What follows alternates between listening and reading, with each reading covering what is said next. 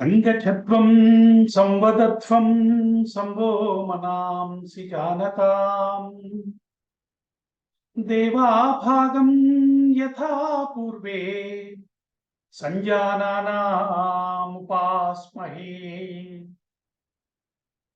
పెద్దలందరికీ నమస్కారం. యుద్ధకాండలో అత్యంత ప్రధానమైన ఘట్టంలోకి ప్రవేశించబోతున్నాం. ఇందాక డాక్టర్తో మాట్లాడుతున్నప్పుడు ఇన్నిసార్లు విన్నదైనా ఎప్పటికప్పుడు ప్రత్యేకంగా కొత్తగా ఆశ్చర్యంగా కనిపించేటువంటి ఘట్టాల్లో యుద్ధకాండ ఈ చెప్పుకోబోయే ఘట్టం కూడా ఒకటి. గురుగారు సామవేదం వారు మాట్లాడుతూ వారి ప్రవచనాలు చెప్తున్నప్పుడు ఒక మాట అన్నారు. ఈ రామరావణ సంగ్రామం అన్నది దేవాసుర సంగ్రామం లాంటిదే. దేవాసుర సంగ్రామమే అది. అందులో ఉన్న ఘట్టాలన్నీ మంత్రమయాలవి. అందులో ఉన్నటువంటి ఆయుధాలు, ఆ వ్యూహాలు, అస్త్రశస్త్రాలు ఇవన్నీ కొన్ని దేవతా శక్తుల యొక్క అనుగ్రహాన్ని సాధకుడికి సాధించి పెడతాయట.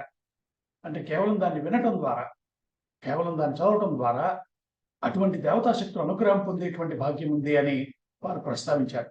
అంతటి దివ్యమైనటువంటి ఘట్టాలని ఇంత ఓపికగా ఇంత చక్కగా మనం వినగలుగుతున్నామంటే, ఇలా ప్రతి శ్లోకం చెప్పుకుంటున్నామంటే అది డాక్టర్ గారు చేస్తున్నటువంటి కృషి. కాబట్టి వారికి మరోసారి మనందరి తరపున కృతజ్ఞతను ఆవిష్కరిస్తూ ఈరోజు వారి ప్రవచనాన్ని ప్రారంభం చేయవలసిందిగా కోరుతున్నాను. దోర్భిర్యుక్తా చతుర్భిః స్ఫటికమణిమయీం అక్షమాలాం దధానా హస్తే నైకేన పద్మం సితమపి చ సుఖం పుస్తకం చాపరేణ భాసా కుందేందు శంఖ స్ఫటికమణి నిభా భాసమానా సమానా సామే వాగ్దేవతేయం నివసతు వదనే సర్వదా సుప్రసన్నా. సామే వాగ్దేవతేయం నివసతు వదనే సర్వదా సుప్రసన్నా. పూజం తం రామ రామేతి మధురం మధురాక్షరం ఆరుహ్య కవితా శాఖాం వందే వాల్మీకి కోకిలం. పెద్దలందరికీ నమస్కారం. వాల్మీకి కోకిల మనకు అందించినటువంటి ఆ 24,000 శ్లోకాల రామాయణంలో నెమ్మది నెమ్మదిగా ముందుకు కదులుతూ మనం యుద్ధకాండలో ఉన్నాం ప్రస్తుతం. ఈరోజు ఏప్రిల్ నెల 24వ తారీఖు 2024వ సంవత్సరం. మన యుద్ధకాండలో 59వ సర్గ కొంచెం సుదీర్ఘమైనటువంటి సర్గ. దానిలో సుమారు ఒక 126 శ్లోకాల దాకా చూసుకున్నాం. సందర్భం ఏమిటి అంటే రామరావణ యుద్ధం ఘోరంగా సాగుతూ ఉన్నది. లక్ష్మణస్వామి మీద విసిరినటువంటి ఆ శక్తి ఆయుధం పడ్డంతో రామచంద్రమూర్తి తటాలను లేచారు. రావణాసుడి మీద తానే యుద్ధానికి వెళ్ళాలి అని నిశ్చయించారు. ముందుగా తానే వెళదాం అనుకున్నారు. లక్ష్మణస్వామి అడ్డం పడి, అన్నయ్య ఈ ఒక్క అవకాశం నాకు ఇవ్వు అని అడగడంతో, సరే నీ ముసలిని ఎందుకు కాదని వెళ్ళు అని కొన్ని జాగ్రత్తలు అవి కూడా చెప్పి పంపించారు. నీ బలహీనతలు తెలుసుకో, వాడి బలహీనతలు తెలుసుకో. నీ బలహీనతలు బయటపడకుండా వాడి బలహీనతలు నీకు ఉపయోగపడేలాగా యుద్ధం చెయ్యి. సర్వదా మనస్సుతోటి, చక్షుషులతోటి, ధనుస్సుతోటి కూడా నేను నువ్వు కాపాడుకుంటూ యుద్ధం చేసుమా అని ఒక చిన్న హెచ్చరిక కూడా చేశారు. పెద్దవారు గబుకుని ఏదైనా హెచ్చరిక చేశారంటే మనం ఇంకొంచెం జాగ్రత్త పడాలి. ఎందుకంటే వాళ్ళు ఏం చెప్తే అది అయిపోతుంది. అదొక గొడవ ఉంది వాళ్ళతో. మొత్తానికి అంత జాగ్రత్తలు చెప్పాక చక్కగానే పాపం యుద్ధం చేశారు లక్ష్మణస్వామి. మొత్తానికి ఆ శక్తి అనేటువంటి బ్రహ్మదత్తమైనటువంటిది అది కాస్త ఆయన శరీరంలో గుచ్చిపోయి దిగిపోయింది అవతల వైపు. వాడు లక్ష్మణస్వామిని ఎత్తుకు పారిపోదాం అనుకుంటే కుదరలేదు, ఎత్తలేకపోయాడు. మేరుమందర పర్వతాల కంటే ఎక్కువ బరువు అయిపోయి ఉన్నారు లక్ష్మణస్వామి. కంగారు పడిపోయాడు వాడు. ఇదేమిటి ఎందుకు ఎత్తలేకపోతున్నాను అనుకున్నాడు. సరే మొత్తానికి వాడిని తన పిడికిలితో ఒక గుద్ది హనుమస్వామి దూరంగా పడేట్టు కొట్టారు. వాడు లక్ష్మణస్వామిని వదిలేసి నెమ్మదిగా పాక్కుంటూ డేక్కుంటూ తన రథంలో కూర్చున్నాడు. ఆ సమయంలో హనుమస్వామి చేతులతో ఎత్తుకుని భుజం మీద వేసుకుని లక్ష్మణస్వామిని వెంటనే తీసుకొచ్చేశారు. ఒక చిన్న కమలాన్ని పైకెత్తినట్టుగా తీసుకొచ్చారు. చాలా ఆశ్చర్యపోయాడు వాడు. నేను చెయ్యలేనిది ఏమిటి? హనుమంతుడు చేసింది ఏమిటి? ఏ కారణం వల్ల ఇతనికి అంత తేలికైపోయాడు లక్ష్మణుడు అని ఆలోచించాడు. వాడికి తట్టలేదు, తట్టదు కూడా. మహర్షి మనకి చెప్పారు. కాదయా ఉరికనే అలాగా అంతలా తేలికైపోయేటువంటి వ్యవహారం ఉండదు. వాయుసూనోహ సుహృత్వేనా హనుమత్ స్వామి యొక్క ప్రేమ వల్ల, ఆ స్నేహం వల్ల, భక్త్యా పరమయాచ పరమమైనటువంటి భక్తి వల్ల, అనన్య భక్తి ఉన్నటువంటి హనుమత్ స్వామి వల్ల శత్రువునాం అకంప్యోపి లఘుత్వాం అగమత్ కపేహే శత్రువులకి కదలపలేకపోయినటువంటి ఆ లక్ష్మణ స్వామి హనుమంతుడి దగ్గర తేలికైపోయారయ్యా అని చెప్పారు. మొత్తానికి రామచంద్రమూర్తి ఇలా పని కాదని చెప్పి లక్ష్మణుని మీరందరూ జాగ్రత్తగా కాపాడుతూ ఉండండి అని చెప్పి ధనుసులు తీసుకుని రావణాసురుడి మీదకి బయలుదేరాడు. ఓ పక్క రావణాసురుడు ఇంకా లక్ష్మణ స్వామి పని అయిపోయింది అనుకున్నట్టుగా చాలా అహంకారంతో వానరులందరినీ ఒకళ్ళొకరిని సంహరిస్తున్నారు. చూశారు హనుమత్ స్వామి రామచంద్రమూర్తి దగ్గరికి వెళ్తూ ఉంటే, ఆయన యుద్ధానికి బయలుదేరుతూ ఉంటే శిరస్సు వంచి మోకాళ్ళ మీద ఆయన దగ్గర కూర్చున్నారు. పాదాలకు నమస్కారం చేశారు. చేసి సీతమ్మని దొరికి ఏ ప్రశ్న ఏ కోరిక అడిగారో అదే కోరిక మళ్ళీ కోరారు. సీతమ్మ ఒప్పుకోలేదు, రామచంద్రమూర్తి ఒప్పుకున్నారు.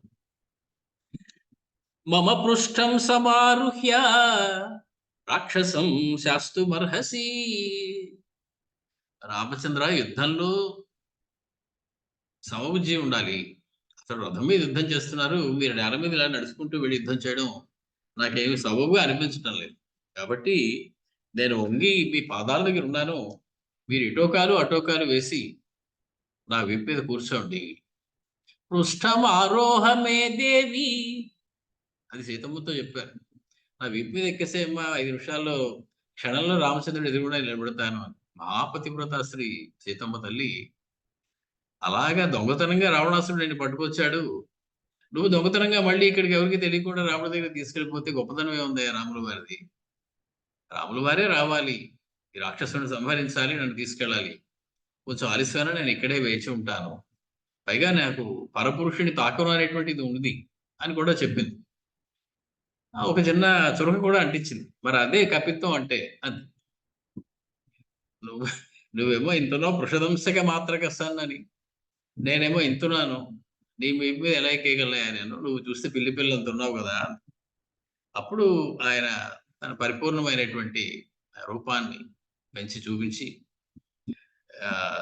నిన్నేమిటమ్మా కావలిస్తే లంకా నగరాన్ని రావణాసుడితో సహా సమస్తమైనటువంటి భవనాలతో సహా నా అరచేతిలో పెకలించి రామచంద్రుడి పాదాల దగ్గర పెట్టాడని సమర్థుడు తల్లి. నాలాంటి వాళ్ళు బోడు మంది ఉన్నారు రాముడి దగ్గర అని ఇలాంటివి ఏవో చెప్పి ఆవిడ ధైర్యం ఇచ్చి చేశారు. ఇప్పుడు అదే కోరిక మళ్ళీ రామచంద్రమూర్తిని కోరారు. పృష్ఠం మమ పృష్ఠం సమారుహ్య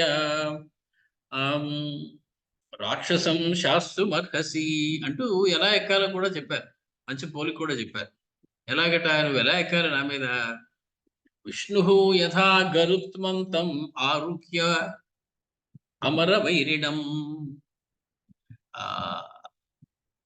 రాక్షసుల్ని సంహరించడానికి ఏ రకంగా అయితే గరుత్మంతుడి మీద విష్ణు ఎక్కుతాడో అలాగా రామచంద్ర నువ్వు నా వీపు మీద ఎక్కాలి అని చెప్పి తన పశ్చిమ ముఖం ఏదైతే ఉందో గరుడ ముఖం, గరుత్మంతుడి యొక్క ముఖం పశ్చిమ ముఖం, ఆ పశ్చిమ ముఖాన్ని చూపిస్తున్నట్లుగా ఆయన గరుత్మంతుడి పంచముఖాంజనేయ స్వామిలోని గరుత్మంతుడి యొక్క లక్షణం చూపిస్తూ నా పృష్ఠం మీద అధిరోహించు అని చెప్పారు, అడిగారు.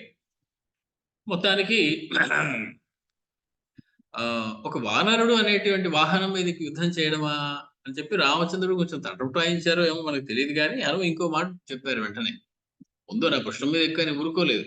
అందుకే విష్ణుడు యథా గరుత్మంతం వెంటనే గుర్తొచ్చి అలా రామచంద్రమూర్తికి, నేను విష్ణువుని, నేను గరుత్మంతుడి మీద ఎక్కడం నాకు సహజమే. కాబట్టి వానరం గరుత్మంతుడి రూపంలో వచ్చినటువంటి వానర రూపంలో వచ్చినటువంటి గరుడి మీద నేను ఎక్కుతాను అనేటువంటి ఆలోచన ఒకటి ఏదో రావాలి. మొత్తానికి ఎలాగోలాగా హనుమత్ స్వామి మాట్లాడితే ఇంకా కాదనడానికి ఏముంది? నవవ్యాకరణ పండితుడు అయ్యా, ఎలా మాట్లాడితే అవతల వాళ్ళు కాదనలేరో తెలుసు హనుమత్ స్వామికి. అలా మాట్లాడాడు. అప్పుడు రామచంద్రమూర్తి తన యొక్క వీపు మీద ఎక్కారు. తచ్చుత్వా రాఘవో వాక్యం వాయుపుత్రేణ భాషితం అథ ఆరురోహ సహసా హనుమంతం మహాకపిం. హనుమస్వామికి ఎక్కారు రామచంద్రమూర్తి. ఇక్కడ దాకా మనం చెప్పుకున్నాం, ఈ శ్లోకం దాకా కిందసారి. రథస్థం రావణం సంఖ్యే దదర్శ మనుజాధిప. సంఖ్యే యుద్ధంలో రావణాసురుని చూశారు రామచంద్రమూర్తి. వాడు అంతవరకు యుద్ధం బాగానే చేశాడు. తమాలోక్య మహాతేజాః ప్రదుద్రావస రావణం వైరోచనమివ క్రుద్ధో విష్ణు అభ్యుధ్యతాయుధః. పోలికలు చెప్పాలంటే మనం వాల్మీకి మహర్షి చెప్పాలి, ఇంకొకరు చెప్పలేరు అంత అందంగా. తమాలోక్య మహాతేజాః సహ, ఆ రామచంద్రమూర్తి గొప్ప తేజస్సు కలిగినటువంటి ఆ రామచంద్రమూర్తి తం ఆలోక్య, ఆ రావణాసురుని చూసి ప్రదుద్రాబ, వేగంగా పరిగెట్టుకుంటూ వాడి మీదకి శీఘ్రంగా వెళ్ళారు. వాడి దగ్గరికి ఎలా వెళ్ళారో చెప్పాలిగా. వైరోచనమివ క్రుద్ధో విష్ణు అభ్యుద్యతాయుధః. తన ఆయుధాన్ని పైకెత్తి విష్ణుమూర్తి వైరోచనుడి మీదకి వెళ్ళినట్లుగా వెళ్ళారు. ప్రహ్లాదుడు మనకు తెలుసు, ప్రహ్లాదుడి కుమారుడు విరోచనుడు. ఆ విరోచనుడి కుమారుడు వైరోచని. అతడికి అందమైనటువంటి మరొక పేరు ఉన్నది, అది చెప్తే అందరికీ తెలిసిపోతుంది. అది ఎవరో, బలిచక్రవర్తి. బలిచక్రవర్తి ప్రహ్లాదుని యొక్క మనవడు. సో బలిచక్రవర్తిని అణచడం కోసం విష్ణువు వెళ్ళినట్లు, అంటే సర్వాయుధరుడైనటువంటి విష్ణువు బలిచక్రం మీదకి వెళ్ళినట్లుగా రామచంద్రమూర్తి మిక్కిలి వేగంగా ఈ రావణాసురుడి మీదకి వెళ్ళాడు. వాడు రాక్షసుడే, వీడు రాక్షసుడే. అక్కడ విష్ణువే, ఇక్కడ విష్ణువే. అంటే ఇవన్నీ కూడా ఇదివరకు ఎప్పుడో జరిగిన సంఘటన ఏమో అనిపించేస్తుంది వాల్మీకి మహర్షికి. అందుకని ఆ పోలికలు గుర్తొస్తున్నాయి. డిజావు అంట, ఇదివరకు ఎప్పుడో చూసినటువంటి ఒక అనుభూతి.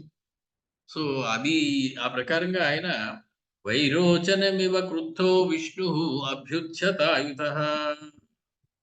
మొత్తానికి వాడు ఏదో యుద్ధాలు చేస్తున్నాడు, వీళ్ళ మీద వాళ్ళ మీద రామచంద్రుడు చూసి ఉండడు. అతని యొక్క అటెన్షన్, అతని యొక్క దీనిని లాగడం కోసం రామచంద్రమూర్తి దగ్గర ఒక కిటుకు ఉన్నది.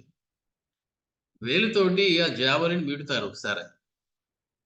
అది వాలి దగ్గర కూడా ఆ పని చేశారు, కాకపోతే వాలి పట్టించుకోలేదు. వాడు అంత శబ్దం అయింది. ఎంత శబ్దం అయిందంటే చుట్టుపక్కల ఉన్న ఆ సమస్త జంతువులు పారిపోయాయి. వారికి మాత్రం వినపడలేదు. వినపడిపోవడానికి కారణం వాడి సోదరుడిని సంహరించుదామనే ఉద్దేశంలోనే ఉన్నాడు తప్ప చుట్టుపక్కల ఏం జరుగుతుందో పట్టించుకునేటువంటి ధోరణిలో లేదు. పరాగ్గా ఉన్నప్పుడు మనకు కూడా కొన్ని వినపడవు, అవతల వాడు పిలిచినా మనకి తెలియదు. అంత శబ్దం చేసి అన్ని జంతువులు పారిపోయినా వాడికి తెలియలేదు. ఇప్పటికీ చెట్టు చాటు నుంచి కొట్టారు, చెప్పకుండా కొట్టారు, దొంగతనంగా కొట్టారు, ఇలాంటి అక్కర్లేని మాటలు మనం వింటూనే ఉన్నాం.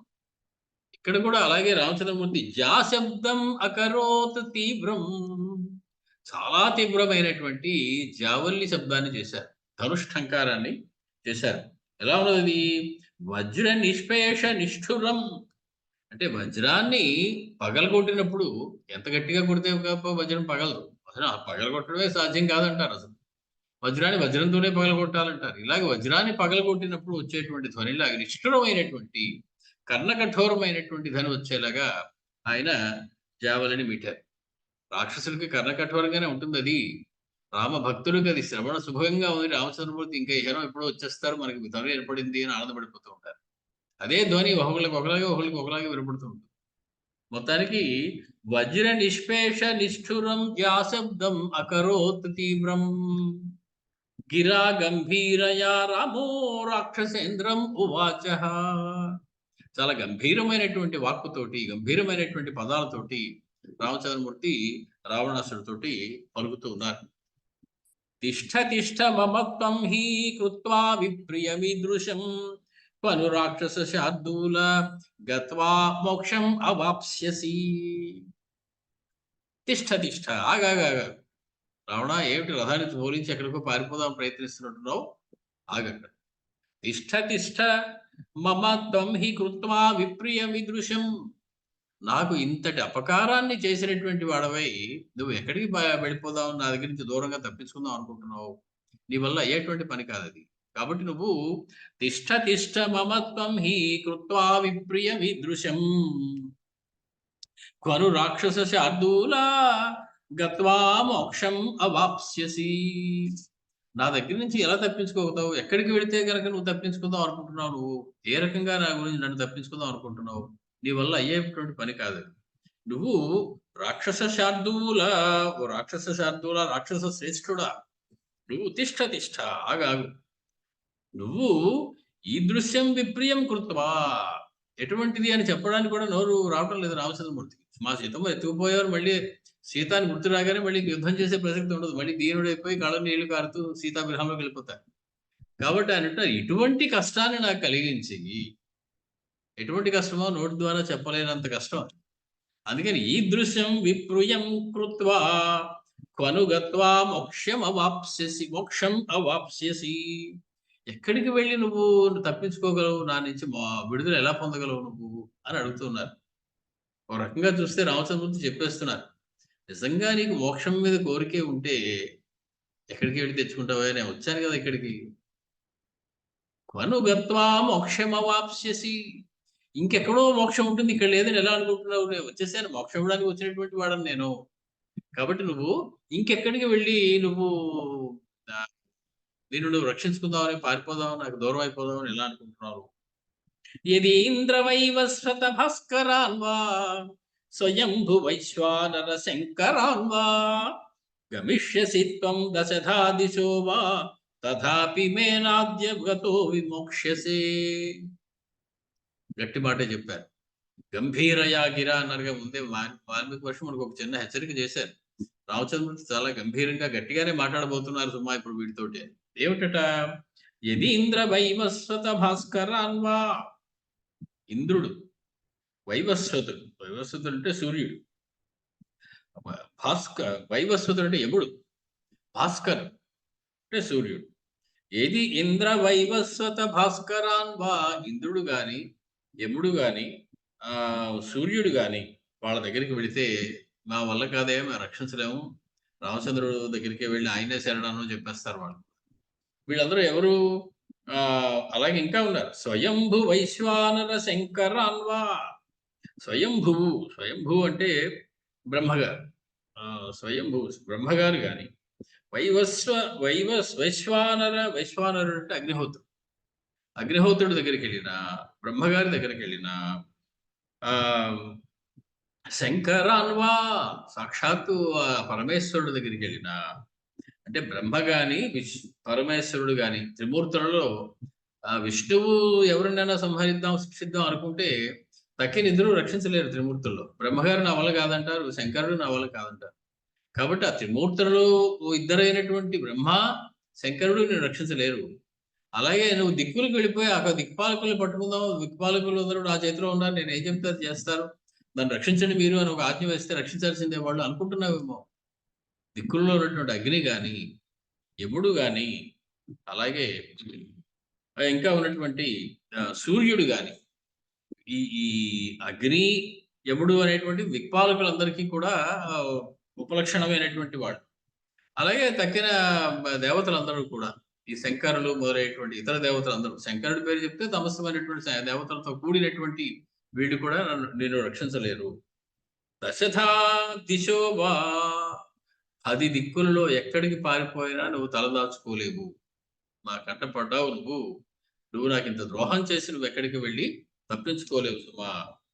అద్య మే గతః న విమోక్షసే. ఇప్పుడు నా సామీప్యాన్ని పొంది నా దగ్గరకు వచ్చి నేను ఇంత నీ దగ్గరకు వచ్చేసిన తర్వాత నువ్వు ఇంకా తప్పించుకోవడం అనేది, విడిపోవడం అనేది, ఎక్కడికో వెళ్ళి తలదాచుకోవడం అనేది జరిగేటువంటి పని కాదు సుమా.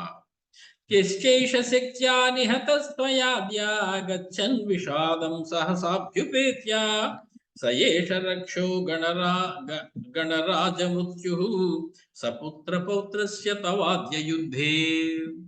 వాడు చెప్తూ ఉన్నారు రామచంద్రమూర్తి. యశ్చ ఏష శక్త్యా నిహతః త్వయా అద్య గచ్చన్ విషాదం సహసాభ్యుపేత్య సయేష రక్షో గణరాజ మృత్యుః సపుత్ర పౌత్రస్య తవాద్య యుద్ధే. శక్తి ఆయుధం వేశాను, ఏదో లక్ష్మణ స్వామిని దెబ్బ కొట్టేశాను, ఆయన కింద పడేశాను, ఆయన మూర్చపోయారు, ఏదో ఆనందపడుతున్నావు కానీ ఎవరనుకుంటున్నావు లక్ష్మణ స్వామి అంటే? నీ పాలిట మృత్యువే ఆ రూపంలో వచ్చింది. తలుచుకుంటే సయేష మృత్యు రక్షోగణ రాజా, ఓ రాక్షస రాజా, ఆ కింద పడినటువంటి అతడు నీ మృత్యువు. ఎటువంటి మృత్యువు అది? సపుత్ర పౌత్రస్య తవ అద్య యుద్ధే, ఇవాళ యుద్ధంలో సపుత్ర మిత్ర జ్ఞాతి బాంధవంగా ఒక్కడు మిగలకుండా నీకు మిత్రుడనేవాడు, స్నేహితుడనేవాడు, చుట్టం అనేవాడు అందరినీ కూడా సంహరించడానికి సిద్ధపడిపోతున్నటువంటి యముడు ఇప్పుడు అతడు. ఏ లక్ష్మణుడైతే నువ్వు శక్తితోటి కొట్టేవో, మూర్ఛ పొందారో లక్ష్మణస్వామి, ఆయన వెంటనే ఇప్పుడు వచ్చి యుద్ధంలో నీ పాలిట మృత్యువు కాబోతున్నారు. చూసుకో సుమా. ఏతేన చాత్యద్భుత దర్శనాని శరైర్జనస్థాన కృతాలయాని చతుర్దశాన్యాత్త వరాయుధాని రక్షసహస్రాని నిషూదితాని. ఏతేన నా చేత అద్భుత దర్శనాని జనస్థాన కృతాలయాని, అద్భుతమైనటువంటి దర్శనం ఉన్నటువంటివి, ఆశ్చర్యకరమైనటువంటి, చూస్తేనే ఆశ్చర్యపోతావు అటువంటివి జనస్థాన కృతాలయాని ఆత్తవరాయుధాని, జనస్థానంలో కొన్నాళ్ళు నివాసం ఉన్నాయి అవి. అంటే ఈ తాపస మండలిని రక్షించడం కోసం జనస్థానంలో కొన్నాళ్ళు అవి నివాసం ఉన్నాయి. అవి గ్రహింపబడినటువంటి శ్రేష్టమైన ఆయుధములు కలవి. చతుర్దశాని రక్షసహస్రాణి శరైహి నిషూదితాని, చూచుటకు ఆశ్చర్యంగా ఉండేటువంటి శ్రేష్టమైనటువంటి ఆయుధాలని చేతితో ధరించినటువంటి జనస్థానంలో నివసించినటువంటి 14,000 మంది, ఇంకా మాట్లాడితే 14,017 మంది, 14,000 మంది రాక్షసులు, 14 మంది సేనాపతులు, ఖర దూషణ త్రిశిరసులు, ముగ్గురు, మొత్తం 14,017 మందిని ముహూర్తార్థ మాత్రేణ సంహరించినటువంటి నేను ఇక్కడ ఉన్నాను శుభా. అటువంటి రాక్షసుల్ని నేను బాణాలతోటి నశింపజేశాను అని చెప్పి ఒకసారి గుర్తు చేశారు రామచంద్రమూర్తి రావణాసుడు. సరే, ఈ శ్లోకం రామాయణంలో ప్రక్షిప్తం అండి, ఇది నిజం కాదండి, తప్పండి, ఇది ఇలా ఉండదండి, రామచంద్రమూర్తి అలా తన గురించి తాను చెప్పుకోరండి, ఎవరో పెట్టేశారండి కావాలి అనేటువంటి వాళ్ళు కొంతమంది ఉన్నారు. వారి పాండిత్యానికి జోహార్. కానీ ఏదైనా అవసరం వచ్చినప్పుడు రామచంద్రమూర్తి నేను ఇంత వాడిని అంత వాడిని అని చెప్పుకోవడం వస్తువు యొక్క తత్వాన్ని చెప్పడమే తప్ప తన గురించి తాను పొగుడుకోవడం అవ్వదు. కాబట్టి అవతల వాడికి దాని ఏంటో తెలిస్తే కదా వాడు శరణ అనేది, లేదా సీతమ్మని వెనక్కిచ్చేది. నా పరాక్రమం ఇదయ్యా అని అందరూ చెప్పారు. మారీచుడి దగ్గర నుంచి అందరూ మొత్తుకున్నారు రామచంద్రమూర్తితో పెట్టుకోగయ్యాను. ఆయన పరాక్రమం ఇంత అనుకుంటున్నావు అంత అనుకుంటున్నావు, సీతాదేవితో సహా, అకంపనుడితో సహా, మారీచుడితో సహా, మాల్యవంతుడితో సహా, కుంభకర్ణుడితో సహా అందరూ చెప్పారు ఆయనతో పెట్టుకోగయ్యా. వాడు వినడు. ఇంకా ఎవరూ చెప్పకపోయింది మీద నేను చెప్తే ఏమన్నా వాడికి తెలుస్తుందేమో, అసలు నా సంగతి ఏమిటో వాడికి ఇంకా అర్థమైందో లేదో అని తన సంగతి తాను చెప్పుకోవడం తప్పేమీ లేదు. తిన్నగా సంహరించేయడం కన్నా. ఏమో చెప్తే మనసు మారి, ఓహో నువ్వో రామచంద్ర, అప్పుడు నేను ద్వారపాలకుడిగా ఉండేవాడు కదా అని చెప్పి ఏదో గుర్తొచ్చి ఆయన కాళ్ళ మీద పడి సీతమ్మని ఇచ్చేస్తే బతికిపోతాడు వేరే. అది ఆయన రామచంద్రమూర్తికి ఉద్దేశం అని చెప్పి రామచంద్రమూర్తి చెప్పారు. రాఘవస్య వచ శ్రుత్వా రాక్షసేంద్రో మహాబలః వాయుపుత్రం మహావేగం వహంతం రాఘవం రణే రోషేణ మహతావిష్టః పూర్వవైరం అనుస్మరన్ ఆజఘాన శరైః దీప్తైః కాలానలసికోపమైః. చూశాడు, ఓహో నువ్వు అంతటి వాడివా, అయితే మనకి కొంచెం జాగ్రత్తగా ఉండడం మంచిది ఎంతో అనుకున్నాడు. అనుకుని రామచంద్రమూర్తికి బాణాలు వేసి ఆయన్ని గెలవడం అనేది కష్టమయ్యా, అలా అయితే అయ్యే పని కాకపోవచ్చు. కాబట్టి మనం ఏం చేద్దాం అంటే ఆయనని మోస్తున్నటువంటి హనుమస్వామిని కొట్టడం సులువు. ఎందుకంటే ఆయన 2 చేతులు పక్కన పెట్టుకుని రాములు వారి కాళ్ళను పట్టుకుని ఉన్నారు. ఆయన చేతుల్లో ఆయుధాలు ఎలాగో పట్టుకోరు, ఖాళీగా ఉంటాయి. ఉంటే ఏ రాయో ఒక చెట్టు పట్టుకుంటారు తప్ప పెద్ద పెద్ద ఆయుధాలు ఏమీ ఉండవు. కాబట్టి రామచంద్రుడి యొక్క 2 పాదాలని తన గుండెలకి హత్తుకుని గట్టిగా పట్టుకుని నడుస్తూ ఉన్నారు యుద్ధంలో హనుమత్ స్వామి. హనుమద్ రథం మీద రామచంద్రమూర్తి వెళుతూ ఉన్నారు. కాబట్టి రోషేణ మహతావిష్టః పూర్వవైరం అనుస్మరన్, ఇదివరకు హనుమత్ స్వామి చేసినటువంటి తనకి చేసినటువంటి అపకారం అంతా, పూర్వవైరం అంతా గుర్తొచ్చింది. ఇతరే కదా 100 యోజనాలు దాటి లంకేణిని లంకాది అధిదేవతను అలా చేశాడు. ఇతరే కదా అశోకవనాన్ని ధ్వంసం చేస్తాడు. ఇతరే కదా అక్కడ ఉన్నటువంటి రాక్షసులందరినీ నేను పంపించిన వాళ్ళందరినీ కింకరులందరినీ సంహరించాడు. ఇతడే కదా చైత్యపాలులందరినీ సంహరించాడు. ఇతడే కదా నా కుమారుడు అక్షకుమారుని సంహరించాడు. ఇతడే కదా ఇంద్రజిత్తు వేసినటువంటి ఆ బ్రహ్మాస్త్రాన్ని కూడా లొంగకుండా మొత్తం లంకా నగరాన్ని భస్మం చేశాడు నేను విధించిన శిక్షకి అని చెప్పి అవన్నీ గుర్తు తెచ్చుకున్నాడు. తెచ్చుకుని వెంటనే రాఘవస్య వచ శ్రుత్వా రాక్షసేంద్రో మహాబలః వాయుపుత్రం మహావేగం వహంతం రాఘవం రణే వహంతం మహావేగం వాయుపుత్రం. రామచంద్రమూర్తిని మోస్తూ ఉన్నటువంటి, తన భుజాల మీద మోస్తూ ఉన్నటువంటి, మహావేగంగా కదులుతున్నటువంటి వాయుపుత్రుడైనటువంటి హనుమస్వామిని రోషేణ మహతావిష్టః పూర్వవైరం అనుస్మరన్ ఆజఘాన, ఆయన కొట్టడం మొదలెట్టాడు. వీటితో శరైహి దీప్తైః, అగ్నిజ్వాలలు వెదజల్లుతున్నటువంటి బాణములతో, కాలానల శిఖోపమైః, ప్రళయకాలాగ్నిలాగా నిప్పు అగ్ని జ్వాలలు కలిగినటువంటి బాణాలతోటి హనుమంతుడిని, ప్రళయకాలాగ్ని జ్వాలలతో సమానమైనటువంటి బాణాలతోటి హనుమస్వామిని కొడుతూ ఉన్నాడు. ఎక్కడ అవకాశం వస్తే అక్కడ. రాక్షసేన ఆహవేతస్య తాడితస్యాపి సాయకైః స్వభావ తేజో యుక్తస్య భూయస్తేజో అభ్యవర్తత. అగ్ని స్వరూపం హనుమత్స్వామి ఒక రకంగా చెప్పాలంటే. కాబట్టి అంత బాగా మాట్లాడతారు ఆయన. అగ్ని వాక్కులో ఉంటుందంట. కాబట్టి హనుమస్వామి యొక్క అగ్ని స్వరూపం అని చెప్పడానికి ఒక చిన్న కిటికీ ఏమిటంటే ఆయన చక్కగా బాగా మాట్లాడతారు అందరూ చెప్పారు. వాగ్విదాంబర ఆయన. సరే, మొత్తానికి ఆయనకే సొంతంగా బోడంత తేజస్సు ఉంది హనుమస్వామి. ఇప్పుడు కొత్త తేజస్సుతో ఉన్నటువంటి బగ్గులతో ఉన్నటువంటి బాణాలు వచ్చి ఆయనకి కలుగుతున్నాయి. అప్పుడు ఆయన తేజస్సు ఇంకా పెరిగిపోయింది. ఆంజనేయ స్వామి యొక్క తేజస్సు తగ్గడం కాదు. ఈ బాణాలు తగిలి ఆయన ఏదో కుయ్యబుర్రు అనడం కాదు. ఈ తేజస్సు వచ్చేటప్పటికి ఆ పాత తేజస్సు, అసలే తేజస్సుతో ఉన్నటువంటి హనుమస్వామి యొక్క తేజస్సు స్వభావ తేజోయుక్తస్య భూయః తేజః అభ్యవర్తత. ఆయన తేజస్సు ఇదివరకు కన్నా కూడా ఎక్కువ తేజస్సుతో ప్రకాశిస్తూ ఉన్నారు హనుమస్వామి. సాయకై తాడితస్యాపి, బాణముతో కొట్టబడినప్పటికీ కూడా.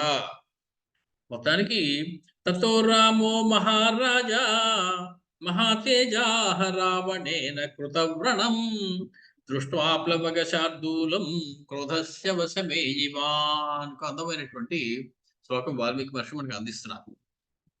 యుద్ధంలో హనుమత్స్వామి రామచంద్రుడికి సేవ చేయాలి అనే ఉద్దేశంతో తానే ఒక రథంగా మారిపోయి, తన శరీరాన్ని ఒక రథం చేసేసి, శరీరం అంటే రథమే, వేదాంతం చెప్పేది మనకి రథమే శరీరం అంటే. అందులో ఉన్నటువంటి ఆత్మ దాని యొక్క సారథి. తాను సారథిగా మారి తన ఆత్మ అయినటువంటి రామచంద్రుడిని సారథిగా పైన కూర్చోబెట్టారు. ఈయన చూపించినటువంటి తెగువ గాని, ఈ శౌర్యం గాని ఇంకెవరి వల్ల అయ్యేటువంటి అవకాశం లేదు. అంత దారుణమైనటువంటి సాహస కృత్యాన్ని చేస్తూ ఉన్నారు హనుమస్వామి. రామచంద్రమూర్తి కింద పడిపోకుండా జాగ్రత్తగా ఆయన పట్టుకోవాలి. వాడు ఎటు పరిగెడితే అటు పరిగెట్టాలి.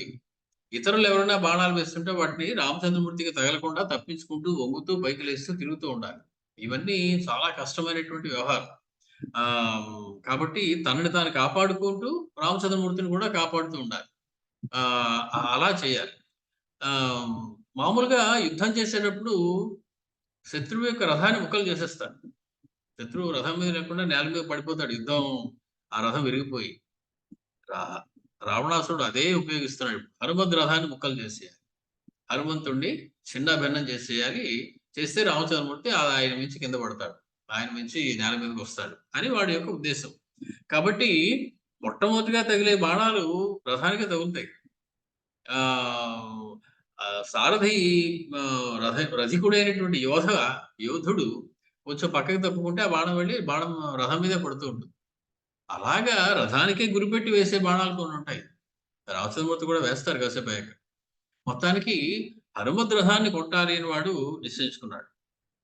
ఇలాగా రామచంద్రమూర్తిని భుజం మీద ఎక్కించుకోవడం ఆయనకేం కొత్త కాదు. సుగ్రీవుడి దగ్గరికి మొట్టమొదటిసారి కిష్కింధలో రామచంద్రమూర్తిని కలిసిన తర్వాత మా రాజును చూడవయ్యా అని చెప్పి రామచంద్రమూర్తిని ఒక పక్క, లక్ష్మణ స్వామిని ఒక పక్క కూర్చోబెట్టుకుని తీసుకెళ్ళారు. ఇది ఆయనకి సరదా. కారణం అలా కూర్చోవడం వల్ల స్వామివారి పాదాలు ఆయన గుండెల దగ్గరికి వస్తాయి. రామ పాదాలని గుండెల్లో పెట్టుకున్నటువంటి వారు హనుమత్ స్వామి. కాబట్టి భుజం మీద కూర్చోబెట్టుకోవడం ఆయనకి ఒక సరదా ఉంది. రామ పాదాలు భుజానికి తగిలేలాగా, గుండెలకి తగిలేలాగా ఆయన చేస్తూ ఉంటారు. అలాగే చేస్తున్నారు ఈసారి కూడా. సాక్షాత్తు రామచంద్రమూర్తి అంతటి వారికి తన శరీరాన్ని ఒక వాహనంగా అర్పించడం, అది ఏమైపోయినా పర్వాలేదు యుద్ధంలో. రామచంద్రమూర్తి మాత్రం దాని మీద ఉండాలి. పైగా ఏమిటా ధైర్యం ఆయనకి? సర్వజనుల్ని రక్షించే రామచంద్రమూర్తి ఆయన నా మీద కూర్చొని నన్ను మాత్రం రక్షించలేడా? అంత దగ్గరగా ఉన్నారుగా నాకు రామచంద్రమూర్తి. ఎక్కడో దూరంగా రామచంద్రమూర్తి ఉన్నారు, నేను ఇక్కడ ఉన్నాను అనుకోవడానికి ఇంతకన్నా క్షేమకరమైనటువంటి ప్రదేశం ఎక్కడ ఉంటుంది? రామ పాదాల దగ్గర కూర్చున్న వాడిని ఆయన రక్షించుకుంటారు కదా! నేను ఆయన పాదాల దగ్గరే ఉన్నాను. కాబట్టి రామచంద్రమూర్తి చూసుకుంటారు నా యొక్క యోగక్షేమాలన్నీ కూడా అనేటువంటి ధైర్యం ఒకటి. మొత్తానికి అది పరమస్వామికే దక్కింది. ఆ ధైర్యము ఆయనకి చేతనైంది. ఆ అదృష్టం కూడా ఆయనకే దక్కింది. మొత్తానికి ఆ రకంగా యుద్ధం తీక్షణంగా జరుగుతూ ఉంటే, సరే రామచంద్రమూర్తి ఆగబోయా ఎక్కడికెళ్ళిపోతావు అనగానే వాడు వెనక్కి తిరిగాడు. రామచంద్రమూర్తిని చూసాడు. చెప్పారు రామచంద్రమూర్తి, "నువ్వు నా గురించి తప్పించుకోలేవయ్యా. నేను 14,000 మంది రాక్షసుల్ని వాళ్ళని సంహరించి అక్కడ జనస్థానంలో తిరిగినటువంటి బాణాలు అవన్నీ ఉన్నాయి నా దగ్గర." అనగానే వాడు ఆహ్, హనుమత్ స్వామిని గురిపెట్టి హనుమత్ స్వామి మీదకి బాణాలు వేయడం మొదలెట్టాడు. తతో రామో మహాతేజాః రావణేన కృతవ్రణం దృష్ట్వా ప్లవగశార్దూలం స్వపశ్య వశమేయివా. యథాలాపంగా రామచంద్రమూర్తి ఒకసారి కిందకి చూశారు హనుమస్వామి కేసి. ఇల్లంతా రక్తసిక్తం అయిపోయింది. అంగుళం ఖాళీ లేకుండా బాణాలు దిగిపోయి ఉన్నాయి. మామూలు వాడైతే ఇంక అడుగు వేయడం కూడా కష్టం. ఆ తొడలోను, కాళ్ళలోను, పిక్కల్లోను, వేళ్ళలోను అంతా కూడా బాణాలు దిగిపోయి ఉన్నాయి. ఒళ్ళంతా రక్తసిక్తం అయిపోయింది. అంత దానితోటి కూడా రామచంద్రమూర్తిని మోస్తూ ఆయన ఎక్కడా కూడా రామచంద్రమూర్తికి తెలియనివ్వకుండా తొట్రుపాటు అడుగు పడిందంటే రామచంద్రమూర్తి కంగారు పడి కిందకి చూస్తారు. అలా కూడా అవ్వకుండా జాగ్రత్తగా నడుస్తూ రామచంద్రమూర్తితో యుద్ధం చేయిస్తున్నారు హనుమత్ స్వామి. మహా తేజస్సు గల మహా తేజాః రామః, గొప్ప తేజస్సు కలిగినటువంటి రామచంద్రమూర్తి కృతవ్రణం ప్లవగ శార్దూలం దృష్ట్వా, రావణేన కృతవ్రణం ప్లవగ శార్దూలం దృష్ట్వా, రావణుని చేత ఒళ్ళంతా గాయాలు చేయబడినటువంటి ఆ ప్లవగ శార్దూలం వానర శ్రేష్ఠుడైనటువంటి హనుమను చూసి అద్భుతమైన మాట, కోపస్య వశమేయివాన్. అందులో పెద్ద విశేషం ఏముందయ్యా అంటే, ఈ 4 పాదాల శ్లోకంలో ఆఖరి పాదమే విశేషం. కోపస్య వశమేయివాన్ అనేటువంటి మాట. తాటకిని వధించినప్పుడు రామచంద్రమూర్తికి ఇంత కోపం రాలేదు. మారీచ సుబాహుల్ని వధించినప్పుడు రామచంద్రమూర్తికి ఇంత కోపం రాలేదు. అదంతా పోనీ నువ్వు మీసాల నూతన యవ్వనం అండి. ఇంకా పెద్దగా కోపం తెచ్చుకోవడం అవి తెలీదు అనుకుంటే, సరే వివాహం అయిన తర్వాత వెంటనే పరశురాముడు వచ్చాడు. ఆయన మీద కూడా కోపం రాలేదు. కోపం వచ్చింది. అప్పుడు కూడా క్రోధం తెచ్చుకున్నారు రామచంద్రమూర్తిని రాశారు మహర్షి. మొత్తానికి ఆహ్, అది అప్పుడు కూడా ఎందుకొచ్చింది? తనకేదో అపకారం చేస్తాడనో, సీతకేదో అపకారం చేస్తాడనో అలా కాదు. ఒక వృత్తాంతం చెప్పాడు పరశురాముడు రామచంద్రమూర్తి దగ్గర. ఏమని? విష్ణు ధనుస్సుకి గొప్పదా? శివధనుస్సు గొప్పదా? అని చూడడానికి దేవతలు సరదా పడ్డారయ్యా! అప్పుడు బ్రహ్మగారు ఒక చిన్న నాటకీయమైనటువంటి పరిణామం సృష్టించి విష్ణువుకి, శివుడికి కూడా దెబ్బలాట పెట్టేశారయ్యా అన్నాడు. పెట్టేస్తే మొత్తానికి శివుడు కొన్ని బాణాలేసాడు. విష్ణువు కొన్ని బాణాలేసాడు. సరే విష్ణువు ఒక్కసారి హుం అని అరిచేటప్పటికి శివుడి చేతిలో నుండి ధనుస్సు కదలకుండా ఉండిపోయింది. జృంభితం కదలకుండా ఉండిపోయింది. అప్పుడు దేవతలందరూ చప్పట్లు కొట్టి విష్ణువే గెలిచాడు. శివుడి కన్నా విష్ణువే గొప్పవాడు అన్నారయ్యా అని చెప్పాడు పరశురాముడు రామచంద్రమూర్తితోటి. రామచంద్రమూర్తికి ఇలాంటి వ్యవహారాలు ఇష్టం ఉండవు. శివుడు గొప్ప, విష్ణువు గొప్ప ఇలాంటి అక్కర్లేని మాటలు, అతి తెలివి మాటలు. శివుడి కన్నా విష్ణువే గొప్పవాడని చప్పట్లు కొట్టేసుకొని ఎవరికి వాళ్ళు జబ్బలు చేసుకోవడానికి ఇలాంటివి రామచంద్రమూర్తికి ఇష్టం ఉండవు. అందుకని వచ్చింది అసలు కోపం. ఉన్నది ఉన్నట్టు చెప్పాలి గాని, నువ్వు విష్ణువు కన్నా శివుడి కన్నా విష్ణువు గొప్పవాడని అందరూ నిర్ణయించి చప్పట్లు కొట్టారయ్యా ఆ రోజు నువ్వు చెప్పావు. అది అసలు కారణం రామచంద్రమూర్తి కోపం రావడానికి. శివ విష్ణువులకి భేదమే లేదు, అభేదము. ఆయనకి ఎంత బలం ఉందో ఈయనకి అంత బలం ఉన్నది. ఇదంతా ఒక ఒక ఒక క్రీడగా చేశారు. ఒక లీలగా జరిగింది. ఈ విష్ణు శివుల్లో ఇద్దరిలో ఎవరి ధనుస్సు గొప్పది అని తేల్చడం కోసం. మొత్తానికి అలా మాట్లాడారు కాబట్టి, పైగా తన తండ్రి బతిమాలుతున్నారు పరశురాముడు. మావాడు చిన్నపిల్లాడయ్యా, నువ్వు ఎప్పుడో శస్త్రశస్త్రాలని వదిలేసావు, మళ్ళీ వచ్చావేమిటి, తపస్సులో ఉంటావు కదా అనుకున్నాను నేను అంటే, అనాదృత్యైవ, దశరథుని మాటలు లెక్క పెట్టలేదు. నీతో మాట్లాడేదేటయ్యా అని చెప్పి చిన్నగా ఆ రాముల వారి దగ్గరికి వెళ్ళిపోయాడు పరశురాముడు. నీతో మాట్లాడేదేటయ్యా అన్నాడంటే తన తండ్రిని అవమానించాడు. అందుకని కోపం వచ్చింది రావచ్చును. విష్ణువు కన్నా శివుడి కన్నా విష్ణువు గొప్పవాడు అని చెప్పాడు. అందుకని కోపం వచ్చింది రావచ్చు. మొత్తానికి అప్పుడు కూడా ఇంత కోపం రాలేదు. కోపం వచ్చిన మాట నిజమే కానీ ఇంత కోపం రాలేదు. ఎందుకంటే ఆయన విష్ణువు అధికం మేనిరే అన్నాడు. విష్ణువే గొప్ప శివుడి కన్నా అని అనుకున్నారయ్యా అని అన్నాడు. మరి ఇవన్నీ స్వామి కొంచెం చికాకు తెప్పిస్తాయి. కోపం వచ్చింది. సరే, అందుకే అంటారు మహర్షి, రామః క్రుద్ధః బ్రవీత్వచః రాఘవః క్రుద్ధో భార్గవస్య శరాసనం శరంచ ప్రతిజగ్రాహ. కోపంతోటి లాగేసుకున్నట్టుగా అతని చేతిలోని ధనుర్బాణాలను లాగేసుకున్నారు రామచంద్ర పరశురాముడు. నువ్వు ఇంక చాలా మాట్లాడక. సరే, ఆ బాణాలు లాక్కోవడంతో ఆయన యొక్క తేజస్సు కూడా పోయింది. ఇక్కడ రామచంద్రమూర్తి ఒకసారి కోపం వచ్చింది మాట. నిజమే, రామచంద్రమూర్తికి కూడా కోపం వస్తుందండి అనకండి. కోపం వస్తుంది. కోపం అస్తమానం చెడ్డది కాదు. ధర్మాన్ని రక్షించాలంటే కోపం వచ్చి తీరాలి. మన ధర్మాన్ని, మన దేవుణ్ణి, మన మతాన్ని నిందిస్తున్నా నాకు కోపం రాదండి, నేనేమి పట్టించుకోనండి అంటే అది చేతకానితనం, దద్దమ్మతనం అవుతుంది తప్ప సత్పురుష లక్షణం అవ్వదు అక్కడ. కాబట్టి ధర్మాగ్రహం అంటారు. ధర్మానికి గ్లాని జరిగినప్పుడు కోపం తెచ్చుకొని తీరాలి. అది ధర్మాన్ని రక్షించుకోవాలి. అంతేకాకుండా జీవితంలో, నిజ జీవితంలో కూడా కొన్ని పనులు జరగవు కోపం లేకపోతే. పని జరిపించుకోవడం కోసం కోపం ప్రదర్శించవలసి ఉంటుంది అప్పుడప్పుడు. ఇది అడ్మినిస్ట్రేషన్‌లో ఉన్న వాళ్ళకి తెలుసు. రామచంద్రమూర్తి దానికి సిద్ధమే. కోపం అప్పుడప్పుడు తెచ్చుకుంటారు. మళ్ళీ ఈ యుద్ధం అయోధ్యకాండలో మొత్తం ఇంక ఎవరి మీద కోపం తెచ్చుకోలేదు రామచంద్రుడు. చక్కగా హాయిగా జరిగింది. వివాహం జరిగింది. అయోధ్యలోకెళ్లారు, పరిపాలించారు. ప్రజలందరూ ఆహా! ఓహో! అన్నారు. 12 సంవత్సరాలు సీతారాములు చక్కగా కాపురం చేసుకున్నారు. ఒక యుద్ధం అనేది లేదు అయోధ్యకాండలో. దాని పేరే అయోధ్యకాండ, కానీ అందులో ఒక యుద్ధం కూడా కనపడదు. తక్కిన కాండాలు అన్నిట్లోనూ యుద్ధం ఉంటుంది. ఏదో ఒక యుద్ధం ఉంటుంది. అయోధ్యకాండలో మాత్రం ఏ యుద్ధం ఉండదు. సరే, కోపం రాలేదు ఇంకెక్కడ యుద్ధం. మొత్తానికి అరణ్యంలోకి వెళ్ళాక విరాధుడి మీద మళ్ళీ కోపం వచ్చింది. ఎందుకని? సీతమ్మని తన నుంచి వేరు చేయడానికి ప్రయత్నిస్తాడు. రావణాసురుడు చెయ్యబోయే పని అరణ్యంలో ఒక చిన్న ట్రైలర్‌లో చూపించాడు విరాధుడు. సీతమ్మని గబుక్కున ఎత్తుకొని పారిపోయాడు రామలక్ష్మణుడు ఇద్దరిని. అంతటి మహానుభావులు మొనగాళ్ళిద్దరూ అక్కడ ఇరుపక్కలా ఉండగా సీతమ్మని ఎలా ఎత్తుకుపోయాడండి అంటే, ఒక చిన్న కల్పన చేస్తారు విశ్వనాథ గారు. ఏదయ్యా, సీతమ్మ రామచంద్రుడు ఏదో చిన్న గిలికజ్జ వచ్చిందయ్యా. వాళ్ళిద్దరూ ఉంటే రామచంద్రమూర్తి, సీతమ్మ కొంచెం దూరంగా నడుస్తున్నారు. దగ్గరగా నడవలేదు అప్పుడు. సరదాగా ఏదో. అప్పుడు అది అవకాశంగా తీసుకొని విరాధుడు సీతమ్మని ఎత్తుకుపోయాడయ్యా అని చెప్పి ఆయన ఏదో చిన్న కల్పన ఒకటి చేశారు. మొత్తానికి ఏదైతే రామలక్ష్మణులు పక్కన ఉండగానే గబుక్కుని సీతమ్మని చేత్తో పట్టుకొని పారిపోయాడు విరాధుడు. అందుకని విరాధుడి మీద కోపం వచ్చింది. రామః క్రోధ సంరక్తలోచనః అంటారు మహర్షి. క్రోధంతో ఎర్రబడినటువంటి కళ్ళు కలవారు అయిపోయారు రామచంద్రమూర్తి. రామచంద్రమూర్తి కోపం వస్తే అలా ఉంటుంది. సరే, మొత్తానికి వాడు సీతమ్మను వదిలేసి రామలక్ష్మణుడిద్దరిని పట్టుకొని వెళ్ళిపోతుంటే రామచంద్రుడికి మళ్ళీ కోపం వచ్చింది. పరిగెట్టనిచ్చాడు. సీతమ్మ కనపడకుండా వెళ్ళేదాకా పరిగెట్టనిచ్చాడు. అమ్మయ్య, సీతమ్మ చూడటం లేదు, ఇప్పుడు వీడిని చంపేద్దాం అనుకున్నారు. సీతమ్మ చూస్తుండగా ఆయన ఎవరిని చంపరు. మరి సీతమ్మ చూడలేదు పాపం. చూడకపోవడం ఒకటైతే చంపనివ్వదు ఆ మహాతల్లి. నకశ్చిన్ అపరాధ్యతి, అపరాధం చేయని వాడు ఎవరయ్యా, అందరిని ఇలా అపరాధం చేశాడని చంపేస్తే ఈ సృష్టిలో మనుషులు ఎవరు మిగలరు. ఎందుకంటే ప్రతివాడు అంతో కొంత అపకారం చేసి అపరాధం చేసే ఉంటాడు. కాబట్టి అలా చంపేయడం కాదయ్యా అని చెప్పి చంపకుండా అడ్డుపెట్టేస్తుంది సీతమ్మ తల్లి. అందుకే నేను అస్తమానం అంటూ ఉంటాను, రావణాసురుడు ఎంత మూర్ఖుడు అంటే, రామచంద్రమూర్తికి చివరి మీదలో యుద్ధానికి వచ్చినప్పుడు సీతమ్మని కూడా రథం మీద కూర్చోబెట్టుకుని తెచ్చేసుకుని ఉంటే బతికిపోయి ఉండేవాడు. రామచంద్రమూర్తి సంహరించేవారు కాదు.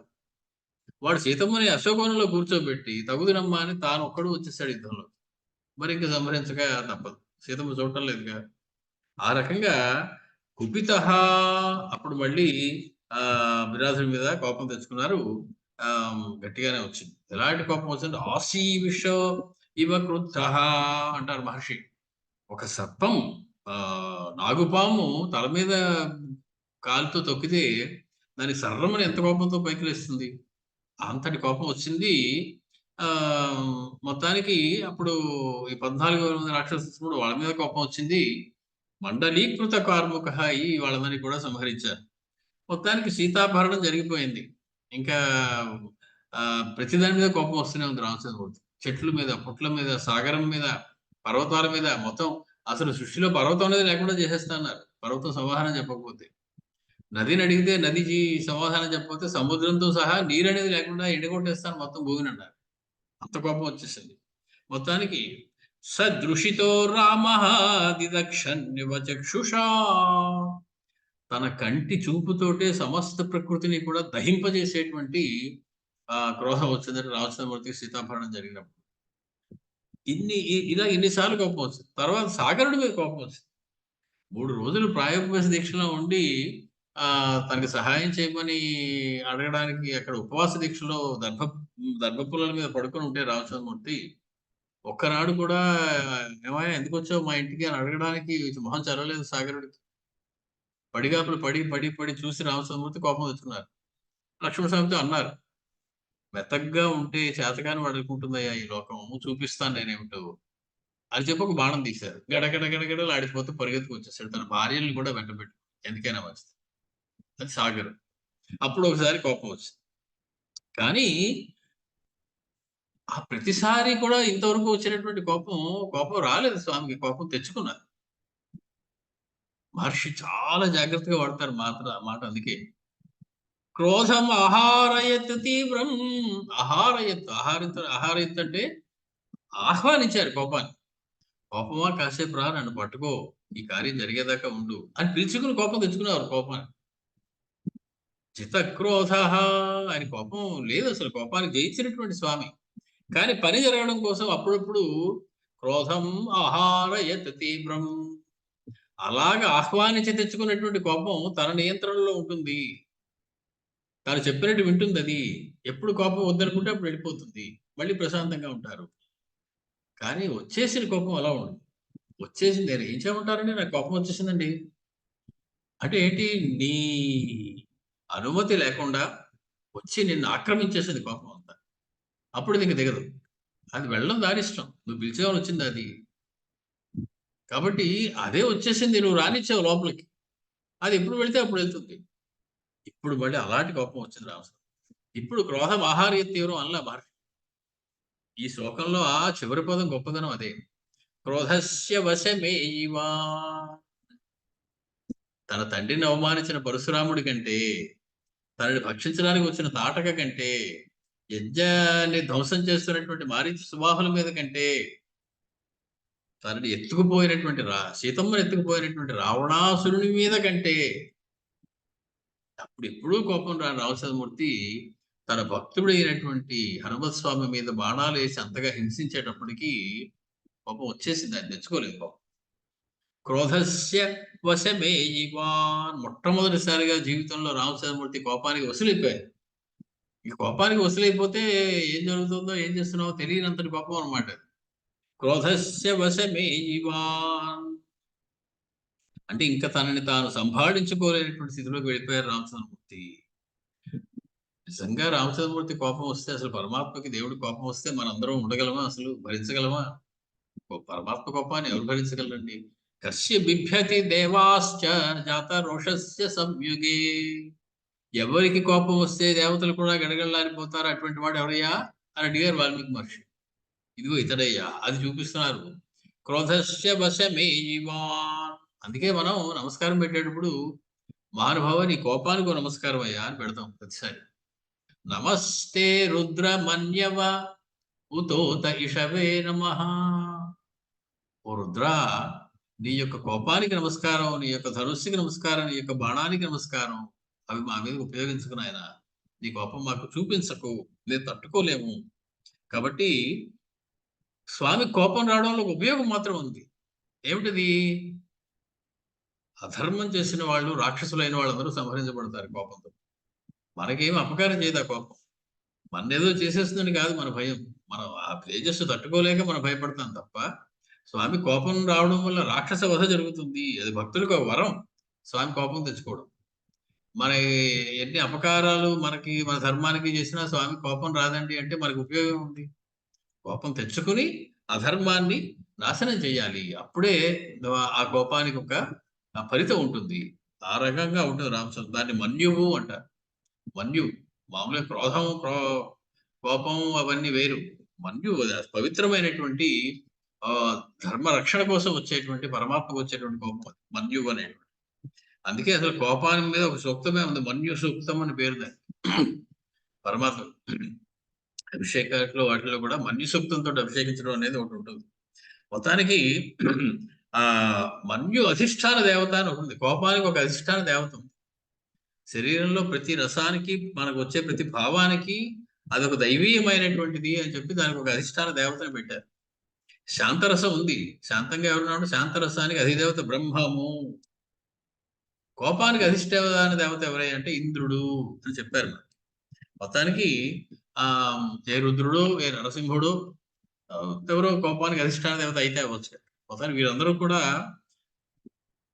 శిష్ట రక్షణ కోసం, దుష్ట శిక్షణ కోసం కోపాన్ని ప్రదర్శించిన వారే. అలాగే ఇప్పుడు రామచంద్రమూర్తి కోపస్య వశమేయిమాన్. అసలు కోపం అంటే ఏమిటి? మనకి నచ్చనిది ఏదైనా జరిగినప్పుడు దాని మీద కలిగేటువంటి వ్యతిరేక భావన ఏదైతే ఉందో దాని పేరు కోపం. అన్నీ మనకి నచ్చుతున్నట్లుగా ఉంటే దాని పేరు ఆనందం, కోపం కాదు. ఈ సృష్టి అంతా తనకు అనుకూలంగా ఉన్నది, తను ఎలా ఉండాలనుకుంటున్నాడో అలా ఉన్నది అంటే నీకు ఆనందంగా ఉన్నట్టు లెక్క నువ్వు ఆ రోజు. సమస్త సృష్టి నాకు అనుకూలంగా ఉన్నది అనేటువంటి భావానికే మరొక పేరు ఆనందం. సృష్టి తనకి అనుకూలంగా లేదు అన్నప్పుడు నీలో కలిగేటువంటి ఆ చికాకు ఏదైతే ఉందో దాని పేరు కోపము. కాబట్టి మనలాంటి వాళ్ళకి కోపం ఒక ఆత్మరక్షణకి ఒక ఆయుధం. అవతల వాడి మీద కోపం వచ్చింది, వాడు చేస్తే మనకి నచ్చలేదంటే మనం రక్షించుకునేటువంటి ఏర్పాటు. కోపం రాకపోతే నువ్వు తిరగబడలేవు, ఎదుర్కొనలేవు, నిన్ను నువ్వు రక్షించుకోలేవు. కాబట్టి అది మన నియంత్రణలో ఉన్నంత కాలం ఏది మనకేమి ఇబ్బంది లేదు. కాబట్టి అటువంటి కోపం అయ్యా. క్రోధం వేరు మళ్ళీ. క్రోధం అంటే అది నిందా హింసాది జనక చిత్తవృత్తి విశేష క్రోధ అంటారు. అవతల వాడు మనం నిందించాడనో, లేకపోతే మన హింసించాడనో, ఆ కారణంగా మనలో వచ్చేటువంటి ఒక వికారం ఏదైతే ఉందో దాని పేరు క్రోధము. అంటే తనకి నచ్చని దాని మీద, తనకి నచ్చని పని చేసిన వాళ్ళ మీద మనకు వచ్చేటువంటి వాళ్ళని నిందించాలనిపించడం, వాళ్ళని హింసించాలనిపించడం, వాళ్ళని శిక్షించాలనిపించడం, దానికి క్రోధము అని పేరు. ఇది ఈ మన్యువు అంత సున్నితమైనటువంటి వ్యవహారం కాదు. ఇది మామూలుగా తన ఇంద్రియాల నిగ్రహం లేనటువంటి వాళ్ళకు ఉండేటువంటి లక్షణం. రామచంద్రమూర్తికి ఉండేటువంటి లక్షణం కాదు. మొత్తానికి రామచంద్రమూర్తి కోపం రాదు, ఆయన తెచ్చుకుంటారు. ఈసారి మాత్రం కోపం వచ్చేసింది, ఆయన తెచ్చుకోలేదు. పూర్తిగా కోపం రాకపోవడం అక్రోధం అంటారు. వచ్చిన కోపాన్ని నియంత్రణ చేసుకోవడం జితక్రోధం అంటారు. రామచంద్రుడు అక్రోధుడు అని అడగలేదు వాల్మీకి మహర్షి. జితక్రోధుడు ఎవరు అని అడిగి మాత్రమే అడిగారు. కాబట్టి ఆ జితక్రోధుడు కోపం తెచ్చుకుంటాడు అవసరమైతే. అలా తెచ్చుకున్నటువంటి కోపంతో దేవతలు కూడా గడగడలాడిపోతారు. ఇంకా తక్కిన మానవులు, రాక్షసులు, జంతువులు వీళ్ళ సంగతి చెప్పవలసిన లేదు. దేవతలు కూడా అనేటువంటి మాటకి అది అర్థం. తక్కిన వాటి గురించి మనం చెప్పక్కర్లేదయ్యా. కాబట్టి మొత్తానికి సమర్థుడైనటువంటి వాడు అప్పుడెప్పుడు కోపం తెచ్చుకోవలసి ఉంటుంది తన జీవితంలో. అదేమి పూర్తిగా అసంబద్ధమైనటువంటి, తప్పైనటువంటి వ్యవహారం ఏమీ కాదు సుమా. కాబట్టి జితక్రోధులైన స్వామి క్రోధం ఆహారయ తీవ్రం ప్రతిసారి. ఈసారి మాత్రం క్రోధస్య వశమే జీవాన్. క్రోధానికి వసులైపోయారు స్వామి. ఇంక తెలియటంలా తన ఒక నిర్ణయం తీసుకుంటానంటే కోపం ఏది చేయమంటే అది చేసేటువంటి స్థితిలో ఉన్నారు రామచంద్ర. అంతటి కోపం వచ్చింది మొట్టమొదటిసారి అవతారంలో. పరమాద్భుతమైనటువంటి మాట. అందుకే ఇది తతో రామో మహాతేజాః రావణేన కృతవ్రణం దృష్ట్వా ప్లవగ శార్దూలం క్రోధస్య వశమే జీవాన్. తస్యాభిసంక్రమ్య రథం సచక్రం శాశ్వధ్వజఛత్ర మహాపతాకం ససారథిం పాశనిశూల ఖడ్గం రామ ప్రచిచ్ఛేదసితైః శిరాగ్రైః. కోపం వస్తే మరి గడగడగా పడతాయి, బాణాలు పడతాయి అవతలవాడి మీద. రామచంద్రమూర్తి శితైః శరాగ్రైః, బాగా వాడి అయినటువంటి చిగురు భాగములు కలిగినటువంటి బాణములతోటి ప్రతిచ్ఛేద విరగొట్టేసట్టు మొత్తం. ఏవేమిటి? తస్యాభిసంక్రమ్య రథం సచక్రం. ముందు రథానికి ఉన్నటువంటి చక్రాలు 4 తీసి పారేస్తాయి, 4 బాణాలతో. తర్వాత ఇంకో బాణంతో రథం కూడా ముక్కలు ముక్కలు చేశారు. శాశ్వధ్వజ ఛత్ర మహాపతాకం, దాని మీద ఉన్నటువంటి రావణ ధ్వజం ఏదైతే ఉందో అది పడగొట్టేశారు. రథం మీద ఉన్నటువంటి ధ్వజాన్ని పగలగొట్టేశారంటే సగం తల కొట్టేసిందంత సమానం మహావీరుడు. ఆ ధ్వజం అంటే తాను రక్షించుకోలేకపోతున్నాడు. తన రథాన్ని తాను రక్షించుకోవడం చేతకాలేదు వాడు. తన రథం మీద ఉన్న గుర్తు పతాకాన్ని ధ్వజాన్ని తాను రక్షించుకోవడం చేతకాలేదు వాడికి. కాబట్టి అశ్వాల్ని సంహరించారు. శాశ్వధ్వజ ఛత్ర మహాపతాకం, ఇలా గొడుగులో ఉంటుంది పైన రథానికి, వాడు కూర్చున్న దానికి. మనకి కొన్ని చలనచిత్రాలు చాలా చక్కగా చేస్తారు ఆ రథాన్ని. అటువంటి ఆ ఛత్రాన్ని పడగొట్టారు. సారథిం, సారథితో కూడినటువంటి రథాన్ని సంహరించారు. పాశ విషువుల ఖడ్గం, వాడి చేతిలో ఉన్నటువంటి పాశము, ఖడ్గము, శూలము ఏదైతే ఉన్నాయో వాటన్నిటినీ కూడా రామ శిరైహి శరాగ్రైహి చిచ్ఛయద బాగా వాటిని ఛేదించారు. వాటన్నిటి కూడా ముక్కలు ముక్కలు చేసేసారు. అథేంద్ర శత్రుం తరసా జఘాన బాణేన వజ్రాశని సంవిభేన భుజాంతరే వ్యూఢ సుజాత రూపే వజ్రేణ మేరుం భగవానివేంద్ర. ఇంద్రుడు తన వజ్రాయుధంతో ఎగిరే పర్వతాలన్నింటికి రెక్కలన్నింటినీ కూడా తెగొట్టాడు కొన్నాళ్ళు. ఎందుకు? అవి రెక్కలు ఉండడంతో ఎక్కడ పడితే అక్కడ వాలిపోతున్నాయి. వాటికి ఎందుకు పడి 3 మంది జనం చనిపోతున్నారు, 3 ఓళ్ల మీద పడిపోతున్నాయి అవి. కాబట్టి కదలకుండా ఉంటే వాటి వల్ల మనిషి జాతికి క్షేమం తప్ప అవి ఎగురుతూ ఉంటే క్షేమం కాదు. ఎందుకంటే వాటి దిగడానికి సరైన చోటు చూసుకుని దిగవు. ఎక్కడ దిగాలంటే అక్కడ దిగిపోతాయి. అక్కడ ఏదైనా ఊరు ఉండొచ్చు, పల్లె ఉండొచ్చు, 3 మంది జనం ఉండొచ్చు, అందరూ పోతారు. అది వాళ్ళందరూ మొత్తానికి మొత్తుకుంటే వీడు ఇంద్రుడు పర్వతాలంటే కూడా రెక్కలు తెగొట్టాడు. ఇంద్రుడు మేరు పర్వతం యొక్క రెక్కలు వజ్రాయుధంతో తెగొట్టినట్లుగా రామచంద్రమూర్తి అటువంటి వజ్రాయుధంతో సమానం ఉన్నటువంటి బాణేన వజ్రాసని సంనిభేన, వజ్రం లాంటి వజ్రాయుధంతో సమానం. అశని సన్నిభం, అశనం అంటే పిడుగు. వజ్రాశని సంనిభేన, వజ్రాయుధంతో పిడుగుతోటి సమానమైనటువంటి తేజస్సు కలిగినటువంటి, వేగం కలిగినటువంటి ఇంద్రశత్రు అంటే ఇక్కడ రావణుడు, దేవతా శత్రువు, దేవారి ఇంద్రశత్రువు, ఇంద్రారి. అతను ఇంద్రశత్రువు అయినటువంటి రావణాసురుడిని తరసా, వేగంగా, బలంతో, వ్యూఢ సుజాత రూపే, భుజాంతరే, చాలా విశాలమైనటువంటి, ఇటుక 10 చేతులు అటుక 10 చేతులు ఉన్నటువంటి ఆ మధ్యలో ఉన్నటువంటి విశాలమైన పెద్ద వక్షస్థలం మీద భగవాన్ ఇంద్ర వజ్రేణ మేరుమివ జఘాన, ఇంద్రుడు మేరు పర్వతం యొక్క రెక్కల మీద కొట్టినట్లుగా రామచంద్రమూర్తి వాడి భుజాల మధ్యలో దిగిపోయేలాగా బాణాలు వేశారు. యో వజ్రపాతాశని సంనిపాతాన్న చుక్షుభేనాపి చచాల రాజా సరామ బాణామిహతో భృషార్తః చచాల చాపంచ ముమోచ వీరః. ఒకప్పుడు ఇంద్రుడితో యుద్ధం చేసినప్పుడు వజ్రాయుధంతో ఒకడు వేశాడు ఇంద్రుడు, రావణాసురుడు. ఏమి అవలా, ఏం కదలలేదు వాడు. ఇంద్రుడి యొక్క వజ్రము ఆయుధం మీద పడినా కూడా ఏమి అవ్వనటువంటి వాడు. ఇంకా చాలా ఉన్నాయి వాడికి. ఒకసారి విష్ణువు తన చక్రాన్ని ప్రయోగించాడు రావణాసురుడు. అది కర్రకర్ర తిరుగుతూ వెళ్ళి వక్షస్థలం ఇలా గీరుకుంటూ వెళ్ళిపోయింది. దాని మీద అతని గీతలు ఉంటాడు. చక్రాయుధం వక్షస్థలం మీద గీరేసిన గీతలు అవన్నీ గాలి కాసిపోయి మాడిపోయినటువంటి ఆ స్కార్స్, ఆ మసలు, అటువంటి వాడు. ఆ భుజాన్ని పెట్టి కైలాస శిఖరాన్ని పైకి ఎత్తినప్పుడు ఇదంతా ఒరిసిపోయింది, ఇక్కడంతా కాయలు కట్టేసింది. అవన్నీ ఉన్నటువంటి వాడు. అంతటి మహాబలాఢ్యుడైనటువంటి రావణాసురుడు వాటి వేటికి చెల్లించలేదు. యో వజ్రపాతాశని సంనిపాతాత్ నచుక్షుభే చాపి చచాల రాజా, ఏమీ హింస గాని బాధ గాని పడలేదు. వజ్రాయుధం దెబ్బ పడినప్పుడు కదలలేదు, కనీసం తప్పించుకోవడానికి ప్రయత్నం చేయాలి. కొట్టు అన్నాడు, వజ్రాయుధంతో కొట్టాడు, ఏం అవలా, అలా దులిపేసుకున్నాడు అంతే.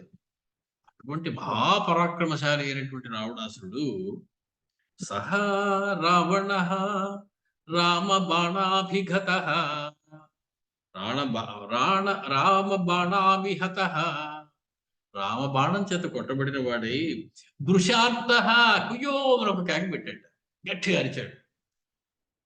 చచాల, కదిలిపోయాడు. చాపంచ ముమోచ వీర, చేతిలోంచి ధనుసు జారిపోయింది. అది రామ బాణం యొక్క గొప్పదనం. 7 సాల వృక్షాలు, ఇంత పెద్ద పెద్ద లావైనటువంటి సాల వృక్షాలు వంకర టింకరగా ఉన్న వాటిలోంచి వెళ్ళిపోయినటువంటి బాణం అది. అటువంటి బాణం తగిలితే వక్షస్థలం మీద ఒక్క కేక పెట్టాడు, కదిలిపోయాడు, చేతిలో ఆ ధనుసు జారిపోయింది.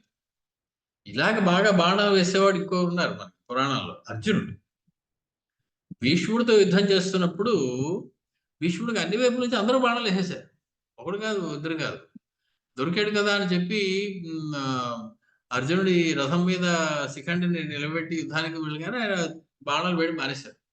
అమ్మయ్య దొరికాడని చెప్పి ఎన్నో వైపుల నుంచి ఎంతమందో బాణాలు వేసేస్తారు భీష్ముడి మీద.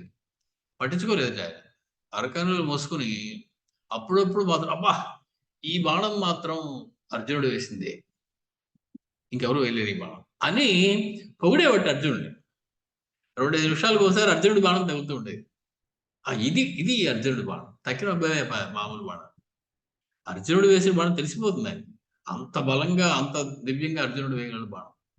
అది ఆనందించేవాడు. ఆ దెబ్బతిని దెబ్బలు తింటూ కూడా ఆనందించాడు. అటువంటి పరాక్రమవంతుడు భీష్ముడు. మొత్తానికి అది అర్జునుడి బాణం, ఇది రామ బాణం. ఈ రామ బాణానికి చచాల కదిలిపోయాడు రావణాసుడు. వృషార్త, ఆర్తితోటి కేకలు పెట్టాడు, అరిచాడు. మొత్తానికి వాడి పేరే రావణుడు. అరుస్తాడు, వాడు ఏడుస్తాడు, అందుకని వాడి పేరు రావణుడు. మొత్తానికి తం విక్వలంతం ప్రసమీక్ష్య రామః సమాదదే దీప్తమథార్థచంద్రం తేనార్కవర్ణం సహసా కిరీటం చిచ్ఛేద రక్షోధిపతేర్మహాత్మా. ఇప్పుడు అలా గిలగిలలాడిపోతూ ఉన్నటువంటి రావణాసురుని చూసి రామచంద్రమూర్తి దీప్తం, బాగా వెలిగిపోతూ ఉన్నటువంటి తేజస్సు కలిగినటువంటి అర్ధచంద్రం, అర్ధచంద్రాకారం చిగురు భాగం ఉన్నటువంటి ఒక బాణాన్ని తీశారు. సమాదదే దీప్తమథార్థచంద్రం తేనార్కవర్ణం సహసా కిరీటం. దాంతో అర్కవర్ణం, సూర్యునితో సమానమైనటువంటి తేజస్సు వెలిగిపోతున్నటువంటి కిరీటం, ఆ రావణాసుడి యొక్క కిరీటాన్ని చిచ్ఛేద, తునాతునకలు చేసి పారేసి. అంటే ఒక బాణం వేసేటప్పటికి వాడి కళ్ళు తెరిచే లోపుని తల మీద కిరీటం ఎగిరిపోయింది. ముక్కలు ముక్కలై అంత అలా వెదజమి లాంటి పడిపోయాయి. అంతలా కొట్టారు, ఆ కిరీటం అంతా పోయింది. కిరీటాన్ని కొట్టడం, తలకాయ కొట్టడం రెండు పెద్ద తేడా ఏం లేదు మహావీరుడైనటువంటి వాడు. అది ఒక హెచ్చరిక అంతే. ఇప్పుడు కిరీటం తెగిందయ్యా, తర్వాత ఇంకొంచెం కిందకి దిగుతుంది బాణం, అప్పుడు ఇది కూడా తెగిపోతుంది అని చెప్పడం. మొత్తానికి ముందే తిన్నగా కంఠం మీదకి వేయకుండా కిరీటం మీద కొట్టారు రామచంద్రమూర్తి. అది మహాత్ముడైనటువంటి రక్షోధిపతేర్ మహాత్మా, మహాత్ముడైనటువంటి రామచంద్రమూర్తి సూర్యవర్ణం కలిగినటువంటి ఆ కిరీటాన్ని ముక్కలు ముక్కలు చేసేసారు. తన్నిర్విశాషీ విషసం నికాశం శాంతాతిశం సూర్యమివా ప్రకాశం గతశ్రియం కృత్త కిరీటకూటం ఉవాచ రామో యుధి రాక్షసేంద్రం. పరమ దయాస్వరూపమైనటువంటి రామచంద్రమూర్తి ఆవిష్కరించబడుతూ ఉన్నారు. ఇక ఆయన తం నిర్విశాసి విషసం నికాశం, యుద్ధంలో విషం లేనటువంటి సర్పంతో సమానంగా ఉన్నాడు రావణాసురుడు. నిర్విష ఆసి విషం, ఆసి విషం అంటే కోరల్లో విషం కలిగింది సర్పం. నిర్విష ఆసి విషం, ఏమాత్రము విషము లేకుండా ఉన్నటువంటి బాణం, అంటే కోరలు పీకేసినటువంటి సర్పం అది. అలా ఉన్నాడు రావణాసురుడు, అంత దెబ్బతిన్నాడు. శాంతార్చిషం సూర్యమివ అప్రకాశం, శాంతించినటువంటి కిరణములు కలిగినటువంటి, అస్తమించేటప్పుడు సూర్యుడు తన యొక్క కిరణాలన్నింటినీ ఉపసంహరిస్తారు, శాంతించబడతాయి కిరణాలన్నీ. అలాగే శాంతించినటువంటి వెలుగులు కలిగినటువంటి సూర్యుని వలె, అంటే అస్తమించబోయేటువంటి సూర్యుడి వలె ఉన్నటువంటి గతశ్రియం, శరీరంలో శోభంతా పోయింది, తన ఐశ్వర్యం అంతా పోయింది, తన పరాక్రమానికి ఒక మచ్చ వచ్చింది. మొట్టమొదటిసారి రావణాసురుని ఎవరైనా అంత దెబ్బ కొట్టినటువంటి వారు రామచంద్రమూర్తి. ఇన్నాళ్ళు వాడి కొట్టడమే తెలుసు కానీ అవతల వాడు కొడుతుంటే దెబ్బలు తినడం తెలియలే.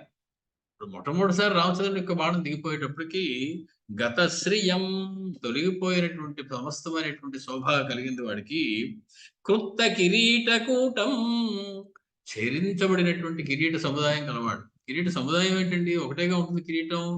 వాడికి ఒకటి ఉండదు, 10 ఉంటాయి. రామచంద్రమూర్తి కిరీటాన్ని బదులు కొట్టారంటే 10 కిరీటాలు పోయాయని అర్థం. ఒక కిరీటం మిగలలేదు. కిరీట సముదాయం, కిరీట కూటం, ఎంత జాగ్రత్తగా వాడతారు పదాలు చూడండి మహర్షి. దశకంఠుడైనటువంటి రావణాసుడికి ఒక కిరీటం ఎందుకు ఉంటుంది? దశ శిరస్సులకి ఒక్కొక్కదానికి ఒక కిరీటం. రామచంద్రమూర్తి వేసినటువంటి బాణం ఆ 10 కిరీటాల్ని ఒక్కసారి ఆకాశంలోకి ఎగిరేలాగా, తుత్తునియలై ముక్కలు కింద పడేలాగా బద్దలు కొట్టేసింది. కృత కిరీట కూటం ఉవాచ రామో యుధి రాక్షసేంద్రం. అలాగా ఉన్నటువంటి రావణాసుడి కేసు చూసి రామచంద్రమూర్తి పలుకుతూ ఉన్నారు. ఆయన ఏం పలుకుతారో అని అందరూ వింటూ ఉన్నారు జాగ్రత్తగా. రామచంద్రమూర్తి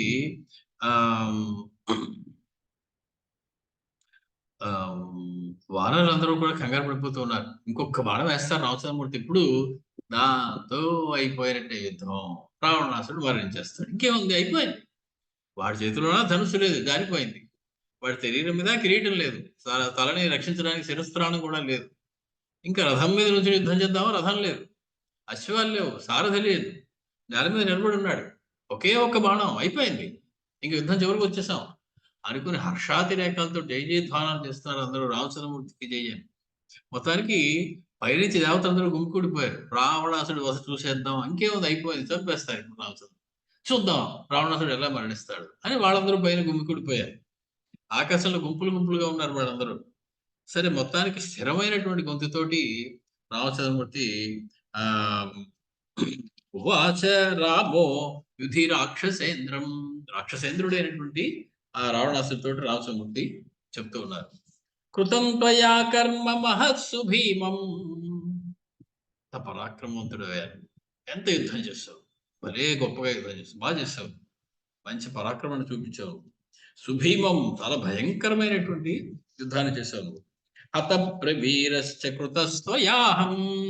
అనేక మంది ఆ యోధుల్ని, మహా గొప్ప గొప్ప యోధుల్ని కూడా నువ్వు సంహరించేశావు. తస్మాత్ పరిశ్రాంత. నా దగ్గరికి యుద్ధానికి వచ్చే ముందు నువ్వు చాలా యుద్ధం చేశావు. ఫ్రెష్ గా అప్పుడే నువ్వు తయారయ్యి విశ్రాంతి తీసుకుని లంక నుంచి రాలేదుగా నా దగ్గరికి. నా దగ్గరికి వచ్చే ముందే నువ్వు చాలాసేపు చాలా గొప్ప భయంకరమైన యుద్ధం చేసి చాలా గొప్ప గొప్ప వాళ్ళని సంహరించేశావు. అలసిపోయి ఉన్నావు అప్పటికే నా దగ్గరికి వచ్చేటప్పటికి. అంటే నేను విశ్రాంతి తీసుకుని దగ్గరికి యుద్ధానికి వచ్చాను, కానీ నువ్వు ఎంతో యుద్ధం చేసి అలసిపోయి ఆ అలసటతో నా దగ్గరికి యుద్ధానికి వచ్చుంటావు పాపం. లేకపోతే నువ్వు ఇలాగ నా చేతిలో దెబ్బ తింటావు. ఆ పరాక్రమంతుడివి నువ్వు.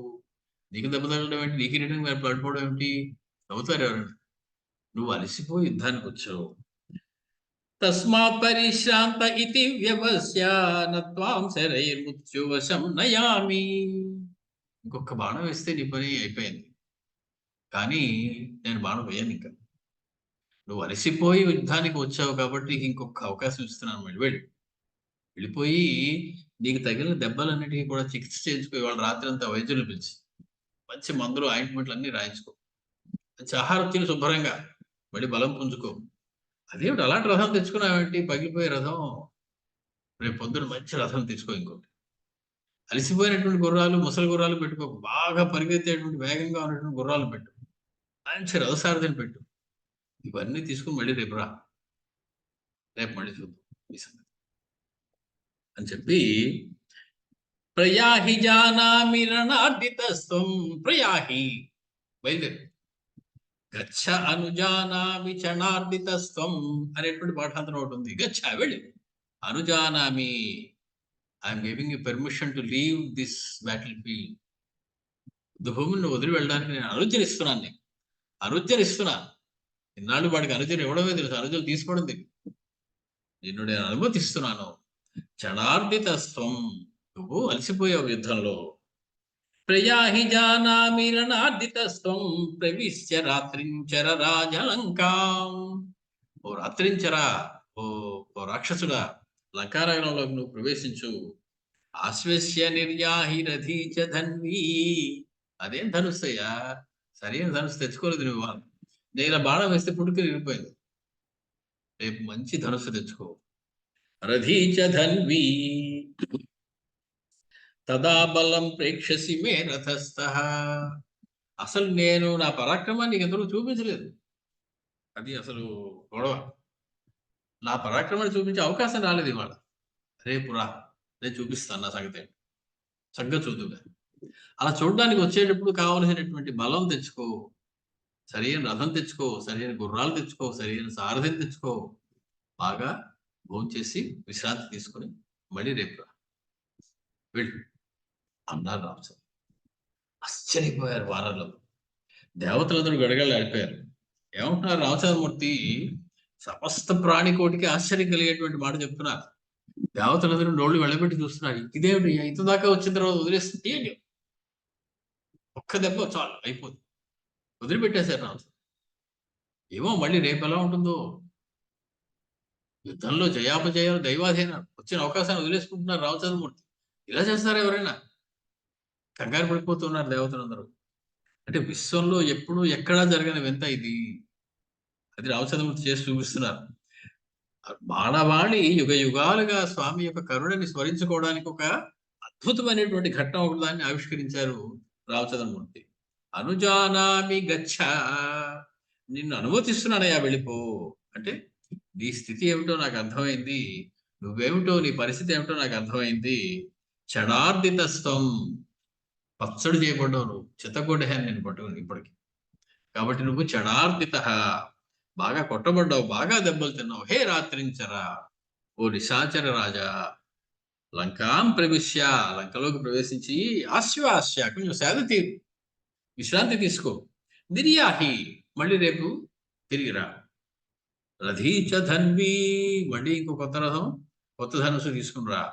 రథస్థ, అలాంటి రథం మీద కూర్చుని, తదా అప్పుడు మే బలం ద్రక్ష్యసి, నా అసలైనటువంటి పరాక్రమాన్ని రేపు చూపిస్తాను, ఇవాటికి నువ్వు విశ్రాంతి తీసుకో.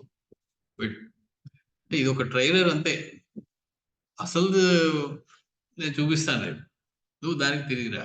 ప్రయాహి, వెళ్ళు. అనుజానామి అన్న మాట చాలండి, అది వింటే రావణాసురుడికి మరణించిందంత సమానం. నీకు నేను అనుమతిస్తున్నాను బాబాయ్ అన్నారు రామచంద్రమూర్తి. ఆ మాట విన్నప్పటికే వాడికి చచ్చిపోయి ఉంటుంది, వాడి అహంకారం మొత్తం. అంటే జీవితంలో ఎప్పుడూ ఎవరు ఆయన్ని అంత మాట అనలా. బాగా దెబ్బలు తిన్నావే నువ్వు అన్నారు రామచంద్రమూర్తి. ఆ అహంకారానికి అది ఇంకో దెబ్బ. నేను దెబ్బలు కొట్టడమే తెలుసు వాడికి, ఇన్నాళ్ళు దెబ్బలు తినడం పెద్ద తెలియదు. అటువంటిది తిన్నాళ్ళండి, వాడు కూడా అక్కర్లేని చోట్ల వేలు పెట్టి దెబ్బలు తిన్నాడు. కార్తవీర్యార్జునుడు లాంటి వాడి దగ్గర అవమానాలు పాలయ్యాడు. అక్కర్లేనివన్నీ కలిగి అవమానాలు కొని తెచ్చుకున్నాడు వాడు కూడా. మొత్తానికి వాడికి ఏం చేయాలో తెలియని దిక్కుతోచని స్థితిలో ఉన్నాడు అని చెప్పి అర్థమైపోయింది రామచంద్రమూర్తికి. సరే, ఆయనే సలహా చెప్పారు. నువ్వు నిర్ణయించుకోలేకపోతున్నావు ఏం చేయాలో, మళ్ళీ యుద్ధం చేసేద్దామని కుట్టుకుంటూ ఏదో చేద్దాం అనుకుంటున్నాము, వద్దులే, నువ్వు వెళ్ళి దెబ్బలకి వైద్యం చేయించుకుని, ఎందుకంటే నా బాణఘాత జన్యమైనటువంటి వ్రణాలకి కట్లు కట్టించుకో, చికిత్స చేయించుకో. కాబట్టి శరీరానికి అలసట కలిగినప్పుడు విశ్రాంతి అవసరమయ్యా. అప్పుడే మళ్ళీ మనసు కూడా చురుగ్గా పనిచేస్తుంది. తెల్లారినప్పటికి మళ్ళీ మామూలుగా అయిపోతాను, పర్వాలేదు, రేపు పొద్దుగా. అయినా మీ రాజ్యంలో ఇలాంటి పనికిమాలిన చిన్న చిన్న సున్నితమైన రథాలు కానీ గట్టి రథాలు ఏం లేవా? నా బాణం వేసిన ఆగే రథాలు అవి ఏమైనా ఉన్నాయేమో చూడు లోపల, ఉంటే అవి తెచ్చుకోరేపు. దృఢమైనటువంటి రథం ఎక్కిరా. అదేం బాణం అయ్యా, ధనుస్సు అయ్యా అది, ఇటు విరిగిపోయింది. మంచి ధనుస్సుడు తెచ్చుకో, దృఢమైన ధనుస్సులు ఉంటాయి, గట్టిగా ఉంటాయి, పెద్దగా తెచ్చుకో. మంచిది ఎందుకు ఎన్నుకొని తీసుకురా. వచ్చి ఏం చేయాలి రేపు నేను చెప్తాను నువ్వేం చేయాలి. ఇవాళ నువ్వు అలసిపోయి ఉండడం వల్ల నువ్వు కూడా సరిగ్గా యుద్ధం చేయలేదు. భోజనం చేసి బాగా విశ్రాంతి తీసుకుని రేపు వస్తే తదా బలం మే ద్రక్ష్యసి, నా బలం ఏమిటో రేపు చూద్దు. దాన్ని చూడడం కోసమే నువ్వు రేపు రావాలి. నీకు చక్కటి విందు కల్పించబోతున్నాను నా పరాక్రమాన్ని ప్రదర్శించి. అంటే తన భార్యను అపహరించి తనకు అంత అపకారం చేసినటువంటి వారి మీద కూడా రామచంద్రమూర్తి సంహరించలేదు. అంటే కారణం ఏమిటి? ఒకటే కారణం, రామచంద్రమూర్తి విష్ణు యొక్క అవతారం. విష్ణు అంటే స్థితికారకుడు, లయకారకుడు కాదు. క్షేమంగా లోకాన్ని ఉంచేటువంటి పని విష్ణువుది. కాబట్టి ఆయన ఎంతసేపు కూడా ఆ స్థితిని ఉంచడానికి ప్రయత్నిస్తారు తప్ప సంహరించాలనుకోరు. అవసరమైనప్పుడు మళ్ళీ ఆ లయకార రూపాన్ని ధరిస్తారు. కాబట్టి జతక్రోధుడైనటువంటి రామచంద్రమూర్తి ఆయన క్రోధాన్ని ఇంకా నియంత్రణలో ఉంచుకున్నారు అని చెప్పడానికి ఇదే ఉదాహరణ. కోపస్య వశమే జీవా, నిజంగా కోపానికి వశం అయిపోతే ఏం చేయాలి రామచంద్రమూర్తి? టప ఇంకో 4 బాణాలు వేసి వాడి సంగతి అక్కడితో పూర్తి చేసేయాలి. అలాగ వశమైన కోపాన్ని వశమైపోయేలాంటి కోపం వచ్చినా కూడా తన నియంత్రణలో తానున్నారు. తన బుద్ధి చక్కగా పనిచేసింది. వాడికి సరైనటువంటి చక్కటి సలహా ఇచ్చారు. కాబట్టి అందుకే వాల్మీకి మహర్షి ఆ రామచంద్రమూర్తికి వాడిన అనేక విశేషణాలు వసీ అనే విశేషణం ఒకటి ఉంది. వసీ అంటే తన సమస్త ఇంద్రియాలని, ఆలోచనల్ని, మనస్సుని అన్నిటిని కూడా వశంలో ఉంచుకునేవారు. అవి ఇష్టం వచ్చినట్టు చేసేయడానికి అవకాశం ఉండదు. అంటే ఆగ్రహం, క్రోధం, కోపం వచ్చినా కూడా దాన్ని ఎప్పుడు ఆగమంటే అప్పుడు నియంత్రించుకునేటువంటి ఆహ్, అవకాశం ఉన్నది. దీని వెనకాల అసలు రహస్యం ఏమిటి అంటే రామచంద్రమూర్తికి వాడిని చంపడం ఇష్టం లేదు అసలు. మహాభక్తుడైనటువంటి జైవేద్యుల్లో ఒకడు వీడిని చూస్తూ నేను సంహరించను.